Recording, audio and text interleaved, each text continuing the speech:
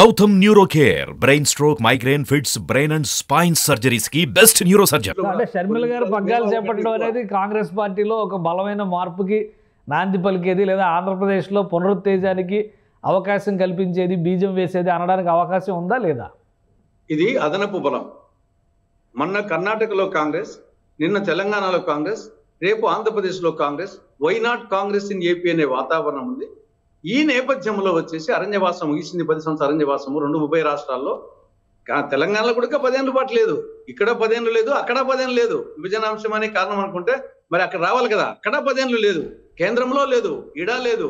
కాబట్టి ఈ నేపథ్యంలో రాజశేఖర రెడ్డి గారి బిడ్డగా వచ్చేసి షర్మిల గారి కాంగ్రెస్ ప్రవేశము, ఆవిడకు బీసీసీ అధ్యక్ష బాధ్యతలు ఇవ్వడం అనేది ఒక అదనపు బలం.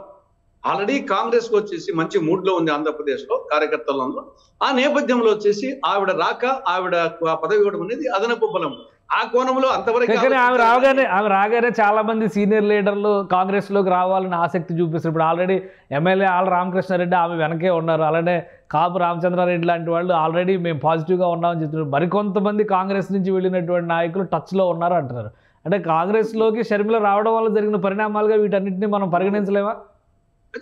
అదే ఒక కారణం చెప్పొచ్చు. అంత మాత్రం చేతనే ఏమి నేను తీసుకున్నా నాకు అనుకూలంలో కొంత వచ్చే వాళ్ళు ఉంటారు. మస్తుగా వచ్చేసి ఎవరొకటి శక్తి సామర్థ్యాలు మాతో సవరణ రాకముందు వచ్చేసి మాతో అనేక మంది రచ్చులో ఉన్నారు. వచ్చేసి మీరు తీసుకోండి సార్, వచ్చే వాళ్ళు కూడా మేము వచ్చే వాళ్ళము, మాజీ మంత్రులు కూడా ఉన్నారు. కాబట్టి అది ఒక్కరికి ఇంకా ఎవరు రావచ్చు? మరి చాలా సీనియర్ లీడర్లు వస్తారంటున్నారు, ఇంకా ఎవరు రావచ్చు? మీ దగ్గర ఏమైనా లిస్ట్ ఉందా?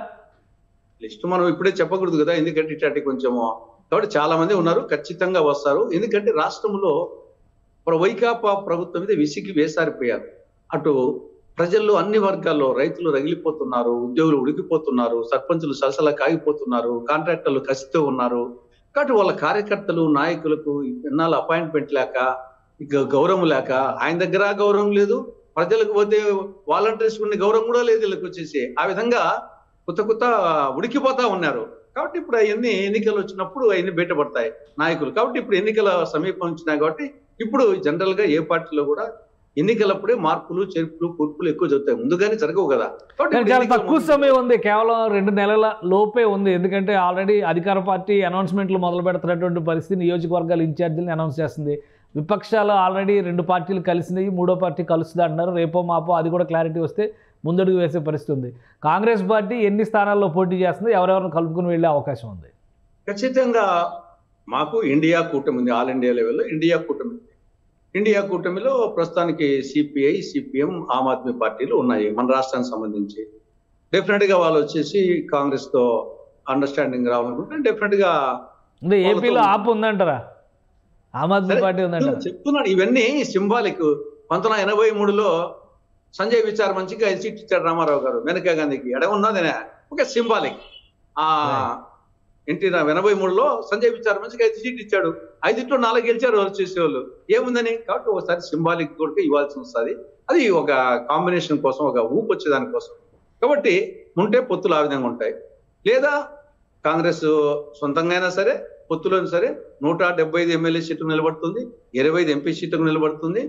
ఇది కొందరు అనొచ్చు, ఇంకా మీది వాళ్ళందరూ చాలా అడ్వాన్స్లు ఉన్నారు, ఇంకా మీరు అనొచ్చు.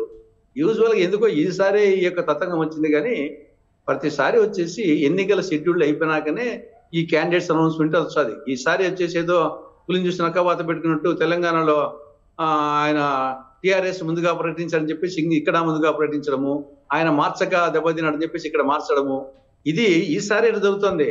జనరల్ గా వచ్చేసి ఎన్నికల షెడ్యూల్ అయిన తర్వాతనే క్యాండిడేట్స్ అనౌన్స్మెంట్ వస్తుంది ఏ పార్టీలో కానీ. ఈసారి అడ్వాన్స్ గా వచ్చింది, అదేం కరెక్ట్